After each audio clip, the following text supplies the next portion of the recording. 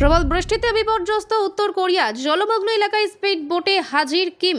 প্রবল বর্ষণে ভাসছে উত্তর কোরিয়া চীন সীমান্তবর্তী সিনিজু এবং ইউজো কাউন্টি দুটিতে ভারী বৃষ্টির কারণে বন্যা দেখা দিয়েছে। প্রাকৃতিক বিপর্যয়ের জেরে দুদিনের জরুরি বৈঠক ডেকে গোটা পরিস্থিতির তদারকি করছেন রাষ্ট্রপ্রধান কিম জন উন।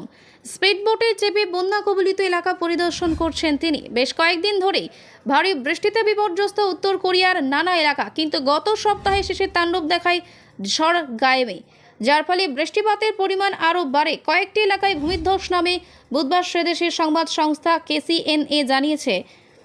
সিনিজু কাউন্টি সহ বহু শহর প্লাবিত হয়েছে। এই কাউন্টি প্রায় 40,000 বাড়ি জলের তলায় চলে গিয়েছে। প্রায় 7,500 একর জমি, কৃষি জমিও ক্ষতিগ্রস্ত হয়েছে।